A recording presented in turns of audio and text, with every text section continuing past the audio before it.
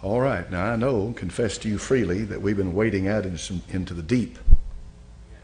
But the more I learn of this, the more I marvel at how large this conspiracy is, and that how much is going on that you hear nothing about.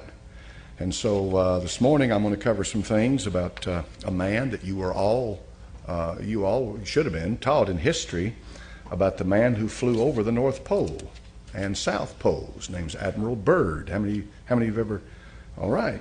And of course he's a hero. This is nothing to denigrate his memory at all, but we're going to talk about what he saw and was kept from telling the American public for so long until right before he died. Admiral Richard Byrd. But in any event, the president's been busy. The Democrats, even his own party, opposed the Obama UN gun control treaty. It appears like Mr. Obama wants to slip in the back door and allow the United Nations to take the sovereignty of the gun owners away in this country. How many of you feel good about giving up your weapons to the UN? How many of you trust the UN? I wouldn't trust them as far as I could throw them. Not a one of them. And yet they want control over your guns. They also want control over your courts. They want control over your lives. That's the vehicle that the Antichrist apparently is going to use to control the world. In any event, his own party, a number of Democrat senators in his own party have rebelled against him. And the reason they have, of course, is some of these senators are from places like Montana and western states where they hunt and they own guns and they vote. And these Democrat senators know that. And so Mr. Obama has attempted. But now, what does that tell you? What does that say? Analyze it. What's the bottom line? Instead of coming to the American people, instead of dealing in this nation through its constitution and through the system the way it ought to be, what does he do? He goes to the UN, and through the back door, the United Nations tries to come in and exercise sovereignty over this nation. That ought to scream into your ears about the way things get done if you don't do something about it. Now, last week we mentioned Ted Gunderson, a retired special agent with the FBI. I'm simply going to remind you what he says here, and then we'll get into this lesson this morning. Retired special agent with the FBI, Ted Gunderson. He was in Memphis, he was in Dallas, Texas, and he was in Los Angeles, California. Here's what he said. Based on my research, there's about 4 million plus practicing Satanists in America today, about 1.5% of the population. Of course, when somebody says today, what day? 85, 90, whenever that was. But in any event, about 4 million practicing Satanists. He said there's between 50 and 60,000 human sacrifices per year in this country. A lot of kids come up missing. You'd be amazed at how many come up missing. And then people that come up missing, never found again. The reason for the cover-up, because it could identify actors, professional baseball players, professional football players, politicians, etc., people in high places. The whole terrorist movement is a phony movement. There are good people in the FBI, police department, CIA, NSA, but there is a covert black operation that's active in this country, very active. The FBI has been infiltrated by the Illuminati. Now, these are the statements by Mr. Ted Gunderson, and this is what he stands for them. He stands to them. He doesn't equivocate. When he says something, he sticks with what he says. So is this man a raving lunatic, or since he has a privileged position of an inspector and privileged knowledge, then maybe what he says has some validity to it. Maybe so, reckon? I mean, an FBI is an investigator. So bottom line is, the Bible says in 2 Thessalonians chapter number 2 and verse number 10, that is, with all deceivableness of unrighteousness in them that perish, because they receive not the love of the truth. The Lord Jesus Christ is truth personified. He said, I am the way, the truth. Not the truth about the truth. The truth about the truth is fine, but he is the truth. In other words, to receive him is to receive the truth. To reject him is to reject the truth. Because they received not the love of the truth, that they might be saved. Now watch carefully. And this is one of these things in the Bible that just literally, you have to kind of look at it and think hard. For this cause God shall send them strong delusion, that they should believe a lie, that they all might be damned, who believed not the truth, but had pleasure in unrighteousness. All right. So what does that mean? Well, that means that a great deception. The Bible says that in the last days, men shall be lovers of their own selves, covetous, boasters, proud, blasphemers, disobedient to parents, unthankful, unholy. And the Scripture says that they will be deceiving. They will deceive and be deceived. That's what's going on. A deception on a grand scale. I read something last night as I've been digging. I've been doing a lot of digging. One thing leads to another. Have you ever noticed how when you get on the trail, one thing leads to another? And when I started reading this, it's one of these things in your life, when you read it, you'll never forget it. All right, I'll never forget this. I'll never forget it because of the implications involved in it. First of all, it's the testimony of an honorable man. Admiral, he's an admiral. He's gone on now, but Admiral Byrd, Richard Byrd. Here's the man who flew over the North Pole and was awarded the Congressional Medal of Honor. And I read the statement attached to that, how that he risked his life and so forth. He flew over the South Pole. That's not all he did, though. After the war, he led expedition to South America with over 4,000 troops and 8, 9, 10, 12 warships. And it was called Operation High Jump. I never heard of it. But when you find out about one thing, it leads to another thing. But let's get into it quickly because you're wondering what's going on. The man's an aviator. He's a pilot. And he leaves at 0600 hours. That's 6 o'clock in the morning for folks that, if you're not familiar with a 24-hour clock. 0600 is 6 o'clock in the morning. He flies out and he headed north. He gives updates as to his flight, to turbulence that he gets in the air. He drops his altitude, raises his altitude, standard procedures of any pilot. And he does this. And he talks about how he does it and continues to fly. He has constant radio checks with his base so they'll know where he is. They can keep up with him. And back in those days, they didn't have GPS and all of that stuff. So they flew by what's called dead reckoning a lot of times. And pilots know exactly what I'm talking about when I'm talking about dead reckoning. He continues to talk to them until he gets down, until he comes. He's flying over the ice. He's flying over the North Pole. And what do you expect to see? Nothing but ice. That's what you expect to see. One sheet of ice after another sheet, just solid white ice, snow, the North Pole. Until he sees a creature down below, which looks to him like a mammoth, and he drops his altitude to about 1,400 feet, and it is a mammoth. And this begins to really get his attention. He sees a mountain range, and at 10 o'clock in the morning, so now he's been in the air for 4 hours, he says he crosses over the small mountain range and still proceeding northward as best can be ascertained. Beyond the mountain range is what appears to be a valley with a small river or stream running through the center portion. There should be no green valley below, no green valley in the Arctic, no green valley. And something is definitely wrong and abnormal here, he says. We should be over ice and snow. To the port side, port is left, starboard is right. To the port side are great forests growing on the mountain slopes. Our navigation instruments are still spinning, and the reason they're spinning is because he's approaching magnetic north. And the magnetic pole, if you ever get around the magnetic pole, you forget your magnetic compass. It's not going to work because the magnetism is so intense, and the movement is so great that it's no use to you. But in any event, he says his navigational instruments are spinning. The gyroscope is oscillating back and forth. Then he sees this beneath, and he says, at 1,400 feet, and I execute a sharp left turn to better examine the valley below. It is green with either moss or some type of tight-knit grass. The light here seems different. I cannot see the sun anymore. We make another left turn, and we spot what seems to be a large animal of some kind below. It appears to be an elephant. No, it looks more like a mammoth. This is incredible, he says, yet there it is. He decreases his altitude to 1,000 feet and he takes binoculars to better examine the animal. It is confirmed it is definitely a mammoth-like animal. Report this to base camp. At 10:30 hours, he encountered more rolling green hills. The external temperature indicator reads 74 degrees Fahrenheit. He's in the North Pole. Continuing on our heading now, navigation instruments seem normal now. I'm puzzled over their actions. Attempt to contact base camp, radio is not functioning. And now what follows is one of the most incredible things I've ever read in my life. And let me put it in the context of this. When Satan showed the Lord Jesus Christ the kingdoms of the world in a moment of time, he did just that. He has power.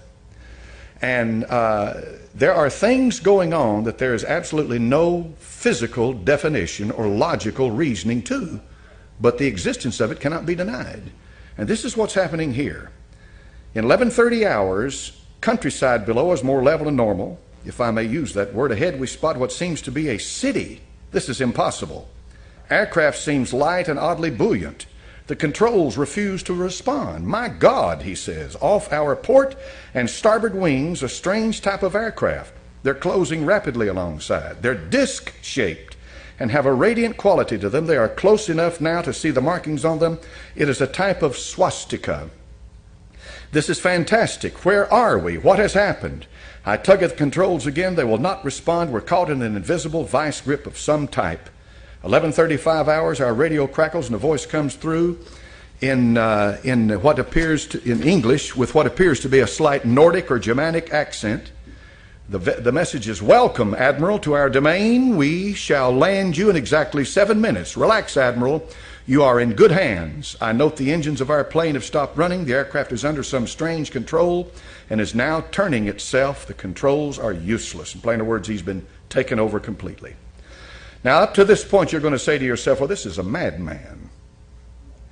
Or you may say to yourself, I know the power of the devil. I know how he can deceive. And what follows, he is taken into a city by blonde-haired men who look like these Aryans that Hitler and the rest of them were talking about in Germany. And then he's finally taken to their leader. And when he's taken to their leader, he has a conversation with him. He's their master.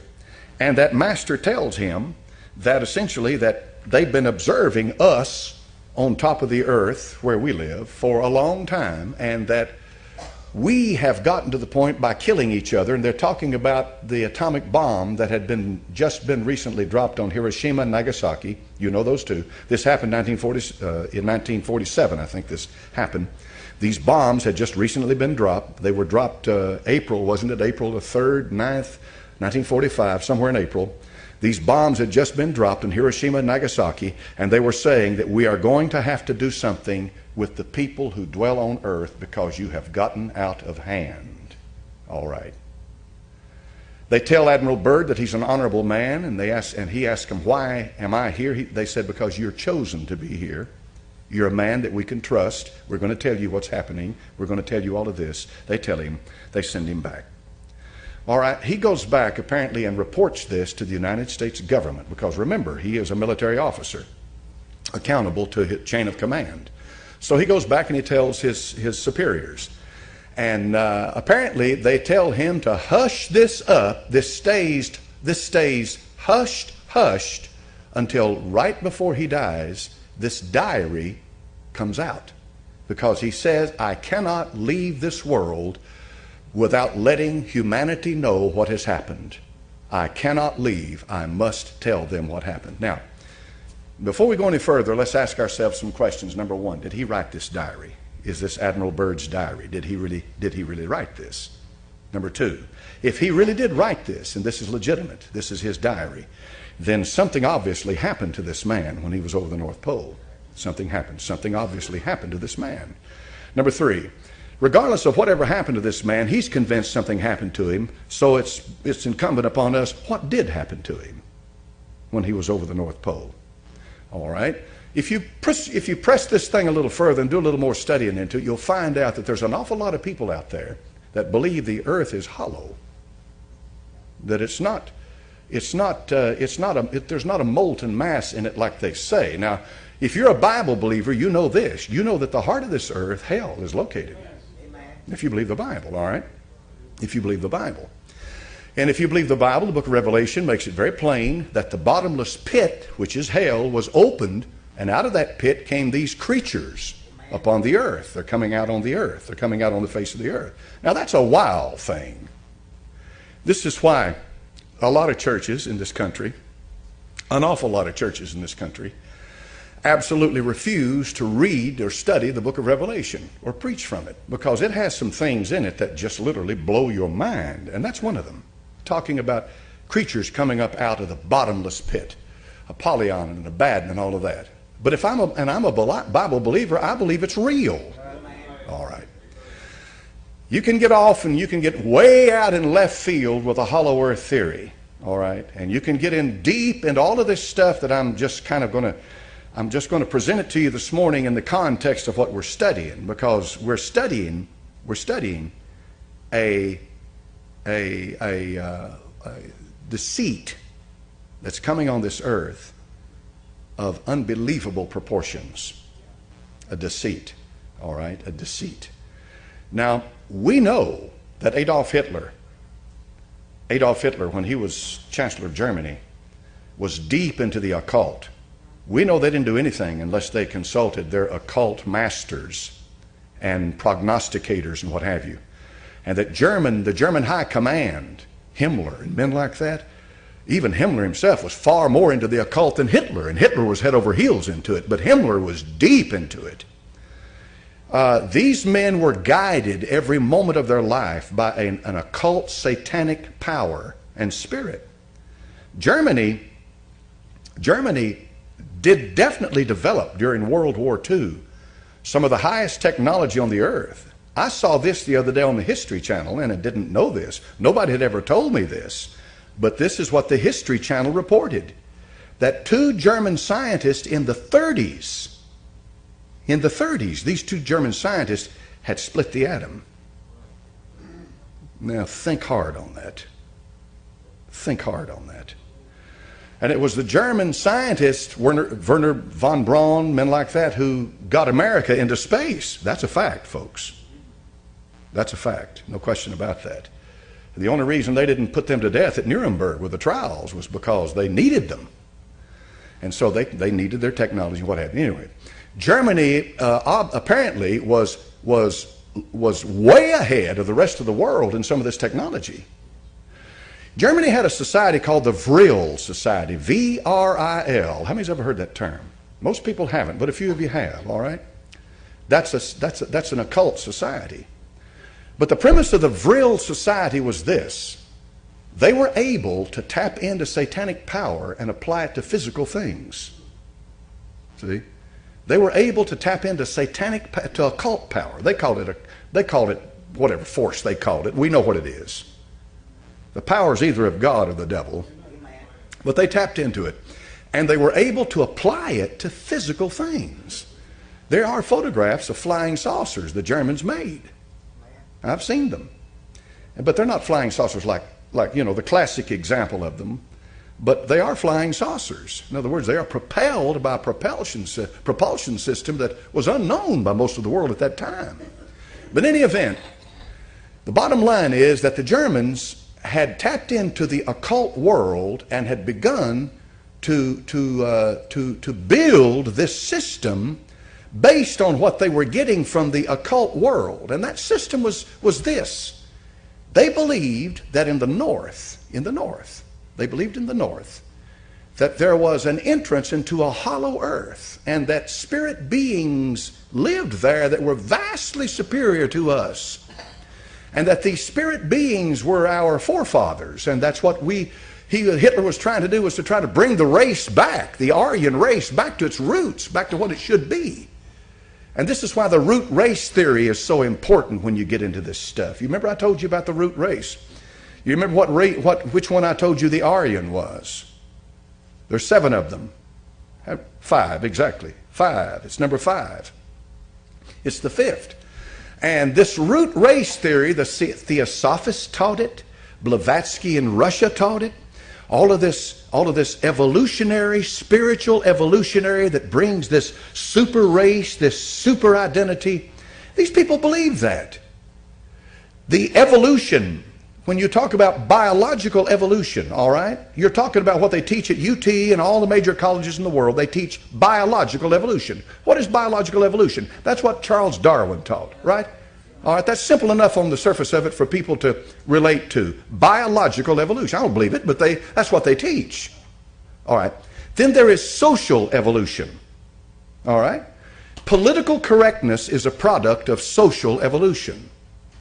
What's social evolution? Well, if biological evolution is true, then social evolution is where the masses and humanity and governments are able to learn how to live in peace and blah blah and so forth. In plain words, social evolution means that there must be a one world government for men to live. That's social evolution. See, that's not biological evolution. But the idea is that if evolution is true, they believe it is, then therefore that justifies the idea, well, men must live together. Then there is this esoteric, this spiritual, this stuff here we're talking about that Admiral Byrd saw.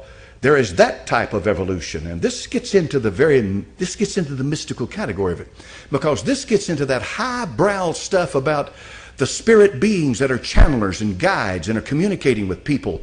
And the U.S. government would never tell you this, but they've had all kinds of experiments into this, and they've got labs, and they've got underground labs, and they're doing experimentation into this stuff, and all of this is going on right now, and people go off on the deep end when they get into it, and you got to be awful careful with it, because you can get into this stuff and you can become possessed by these spirits, because these are demons, and these demons are smart. Admiral Byrd saw something. I don't doubt that for a minute. But he did not see a civilization of advanced beings that had evolved to that point. What he saw was either an apparition or a physical manifestation of some spirit power that's demonic. That's what he saw. But it blows my mind to begin to realize how powerful it is. Well, I'm going to say to you this morning, I want to say it to you, and I want you to take it to heart. When the deception comes, if you're not a born-again believer, you'll be swept away with it. Amen. The deception will be greater than you ever imagined in your life. It is going to be profound as to what happens. When Ted Gunderson talked about, and I put it together, he talked about people in the high places are Satanists. What he's talking about, they're Illuminati. He's talking about spiritual power in high places that will bring about a one world government. And by doing that, they intend to rule the world. And they have the help of a whole, I don't know, what do you call it, a mass of demonic spirits who are able to perform all kinds of miracles, deceptive miracles, manifestations, and all of this stuff to help them to bring about that one world government. And the goal is so that they can put one man up and worship him as God, the Antichrist. Now, there is a mind behind all of it. There's a mind directing it, and that mind is the devil, Lucifer. He wants worship. He wants worship. He covets worship. He does. And money's nothing to him. And the souls of men. And power's nothing to him. He's got power. He covets worship. That's why he said to the Lord Jesus Christ, you fall down and worship me, and I'll give you the kingdoms of the world. He covets it. Now, I read something yesterday. You might find it hard to believe. And when I first read it, I thought, this gets into high tech of high tech. How many of you have ever heard about all of the scientists that are dying? The scientists that have died. These are scientists that are working on classified stuff like electrical experiments, high-tech electricity, like microbiologists. Like these are the men who are working for the government who can support it, or from colleges who have government grants, working in the highest echelons. These scientists, a lot of them are dying for unexplained reasons. They just die. They come up dead. They're working on some highly secret thing, and they come up dead. And you think to yourself, well, what's that got to do with the New World Order? Well, when you find out what they're working on, it's got a lot to do with it. I'm going to take one case this morning. I'm not talking about demons, and I'm not talking about apparitions, and I'm not talking about manifestations. I'm talking about rock hard science. Okay? Microbiologists Who are these people? These are the guys who sequence DNA. All right? Deoxyribonucleic acid, that DNA, which is the code structure of your body. They sequence it. What are they doing that for? They're trying to find out, and I'm going to read it for you. This is an amazing thing. The headline says this: microbiologist with link to race-based weapon turning up dead. What's that? Well, let's look closely. Two American scientists were Benito K., 52, Don Wiley, 57. Both microbiologists had been engaged in DNA sequencing that could provide a genetic marker based on genetic profiling. The research, now watch carefully, the research could play an important role in developing weaponized pathogens to hit selected groups of humans, identifying them by race. You ever thought of such a thing as that? 2 years ago, both men were found dead in circumstances never fully explained. You remember how I told you that the elite are racist? You remember what I told you about that? Why would they be, preacher? Root race theory. The 7 successive upward evolutionary progression. The root race theory. Adolf Hitler was one of the most racist men who walked the face of the earth. He made it plain to everybody that that blonde-haired, blue-eyed, Nordic-featured, like this killer up here in Norway, that just shot to death all those people, was the Aryan epitome of what a human being should be, and all the rest of the scum underneath aren't even fit to live. Now, I told you that Margaret Sanger, when she started Planned Parenthood, and folks, if you don't believe me, go check it out for yourself, was as racist as she could be to the core. I don't know if you know this or not, but if you'll go back and if you'll go check the 50 million kids have been butchered in this country. 50 million. Is that right? Am I correct in that? 50 million abortions. Go find out what percentage of those babies are black. Go find out. Go find out. Go find out how many Planned Parenthood clinics are located in large cities and out in the urban, sprawling areas where there's a concentration of black people, and you'll be amazed at how many of these are black babies. They're controlling the population that way. Now we have microbiologists who can control the population through a pathogen that they can create in a lab that can target a person's race. You say, well, that's insane. Not really. Not really. Nobody knows to this day where AIDS came from. They don't know where AIDS came from. I heard it said 20 years ago it came from the green monkey. I'm sure many of you have heard that too, but nobody ever proved where it came from. There are many people out there who believe AIDS came from a laboratory. They believe that. I can't prove that one way or the other. But I do know that it's created chaos, and I do know that the New World Order will bring order out of chaos. I do know that, and I do know that they have a motive in everything that they do, and that they've already said time and again that the world's population must be reduced. They're going to reduce the population. And here's what they plan to have in this new world: the super rich and the herd. No middle class. Middle class will be gone. If you get on Drudge right now, it may still be posted on his main page. Get on Drudge and you'll see where he says black middle class eroding quickly. All right? Middle class, the middle class. Europe has the serfdom and it has the king. All right, that's been the system in Europe. America created a cultural system that's unlike anything else. They had super rich, always have, always will. They had the very poor, but they had the middle class. You see, they had the middle class, the buffer between the super rich who dictated over the very poor. The poor they kept them uneducated, they kept them ignorant, they kept them poor, so they could use them and work them. Did you believe that you're doing that today? That's exactly what all these bailouts were about. That's exactly what this new world order intends to do. It's going to create a super rich class. At one time, Bill Gates was worth $90,000 million. That's a pile of money. Right now he's falling on hard times. He's down about 45 billion, I think, somewhere in there.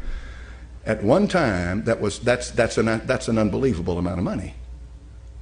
And how did he make that? He didn't make that over generations. When he created Microsoft, and he created Microsoft because he went to work for IBM.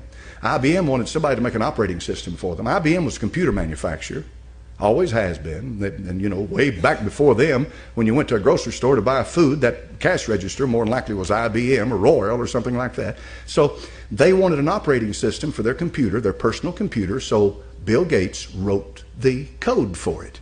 He was a computer programmer. That's all he was. And then he created Microsoft. He created Windows. He created an operating system that sat on top of DOS. And now, of course, DOS is gone and it's all Windows. And he monopolized the system. Every PC that came out had Windows on it. And so Bill Gates got a royalty from it. And he monopolized it. You know, they talk about the antitrust laws up there in Washington. They didn't work for him because every PC that was made had Windows on it until Linux came out. And then Mac, of course, has got a different system altogether, but it's a different computer. He became an intensely rich man by doing that. That's what's happening now. You'd believe the rich have lost their money?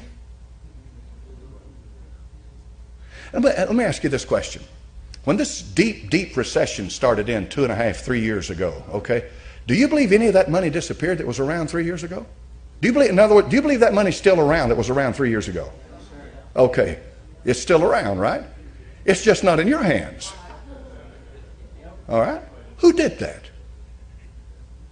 Who allowed the housing industry to build?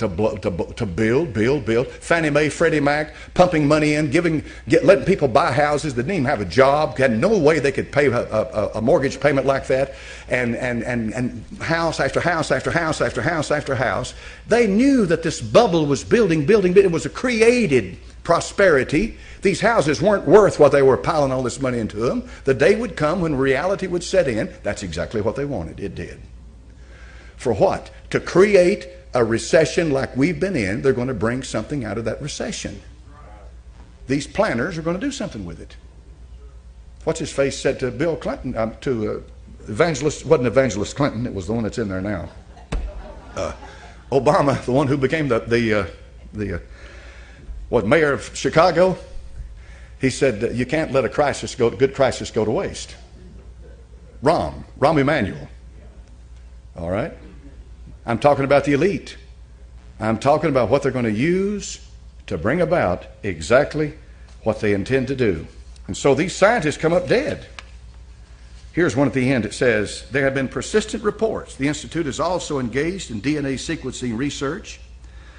One former member of the Knesset, Didi Zucker, caused a storm in the Israeli parliament when he claimed that the Institute was trying to create an ethnic-specific weapon in which Arabs could be targeted by Israeli weapons.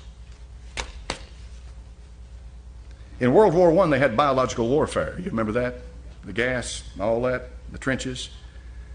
But now they've got to the point now with technology that they've learned enough now to where they apparently can create a weapon that by sequencing DNA. Now it was about 10, 15 years ago, they charted the whole human genome. All right? Something like that. 10 years ago, I forget exactly how long it's been. They charted it. The whole human genome. The genetic structure of the human being. All right, they got it all laid out. Okay. This means they have a database built up that they can work from. And they know that if they can get to the point of where they can create a weapon that will wipe out certain races or certain people, then you talk about control over people. They've got control over you like you wouldn't believe, to force into being what they intend to force into being. Now when you look around yourself, and what I'm talking about, you know, I've talked about Bird and I've talked about this other stuff. You got to ask yourself the question, well, how long is it going to be then? I mean, they've got all this technology, they've got all this stuff going. How long is it going to be before they bring this together and they do it? They're already doing it. It's already happening. It's already happening. When you look outside, How many of you have noticed these little antennas that have a square box on top of them? That's ELF. That's an ELF antenna. You know what that's for? Ostensibly, it's for this. On the surface of it, that's what it's for. And it may be used, but that's not all it's for. It emits a microwave. Hitler, scientists, discovered. It's amazing the stuff that's come out of Germany, isn't it? Hitler's scientists discovered back in the 30s and the 40s that certain waves could control the behavior of people. You could. They could control the behavior of people. Now, the radio spectrum is huge, folks. I mean, to give you an idea of what I'm talking about, you tune into a AM station, and you're going from somewhere like 500 to 520 on up to 1700. Then you tune into an AM station. You get shortwave. You got shortwave radio receivers. You got waves, radio waves that are locked into a certain frequency, like aircraft and the military and what have you. There's a huge spectrum of radio waves. They could have chosen out of that huge spectrum of radio waves. They had a huge selection of frequencies to choose for your cell phone. They could, open, it's available. Because that frequency is not practical for a radio receiver like you listen to. So they could choose these frequencies. Guess what frequency they chose?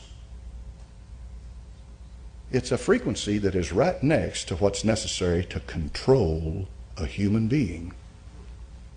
Isn't that amazing? Now, you've already been warned time and again that these cell phones could cause damage. Overexposure to them, They have what's that? What is that thing where you can look at a body and you can see a hot spot in it? It's some kind of a camera that shows thermal, infrared, something like that. They showed a woman or a man that had been listening on a cell phone, just took the phone away. Then they showed a photograph of the same person 10 minutes later. Red all over the side there, where this radiation had been emitted from this phones all over the head. And then 10, 15 minutes later, most of it was gone. Okay, now that's a fact. That's rock hard science, okay? It is a fact that radio waves can affect human beings. They're working now. They are investigating. They're doing their work in these laboratories of just exactly how many of these things they need out there to control mass control of human beings. In other words, they can begin to send frequencies into your head, and you wonder, why is it that I'm thirsty, or why would I like to have an ice cream, or what? All of a sudden this desire hits you. It's because they're feeding this stuff into your brain. Now you say, well, now that's crazy, preacher. They wouldn't do that. The government wouldn't do that. Would they? Yes, sir. That's another thing altogether. They've already proven that they've used that. Okay?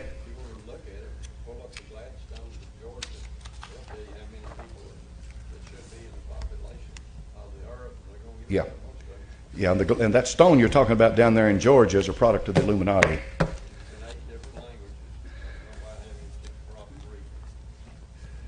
Now, what I just led you into right before we close today is mind control and controlling of the masses, didn't I? That's what I laid the groundwork for. Are they going to be able to control you? Can they control the masses? Will they be able to control the way you think? They can monitor where you're going. They can do that now. Will they be able to control where you go? Yes, sir. You don't particularly believe in mind control. Just look at a restaurant. Restaurant has about 3 different colors. It's maroon, red, yellow, and orange is thrown in there. Every restaurant you look at will have those colors because it stimulates appetite. It's based on a lot of research, isn't it? Really? And they find something that works. Okay, we're there. We're there. They've got the infrastructure. The infrastructure's out there. Now all they have to do is implement it. Yes, sir.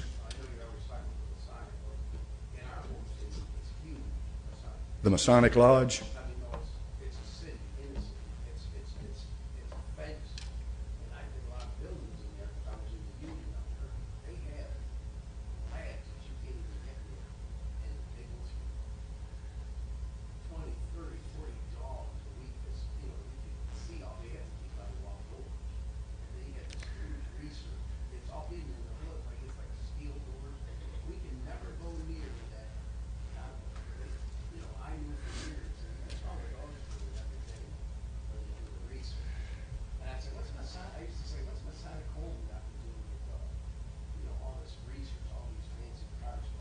Yeah, it's a Masonic home. That's a front. There's a lot of research going on in animal and human DNA. You better believe it. Some wicked stuff's going on. Yeah. Back in the 30s. All right, we've run out of time. So we'll have a word of prayer and let you go. Next week we'll pick it up. And type in Admiral Byrd. Do this on your own, okay? See if you can find out anything about if anybody has brought up any credible evidence to say that that was not his diary. I'd really like to know. Because if that's Admiral Byrd's diary, something heavy duty is going on, isn't it? You better believe it.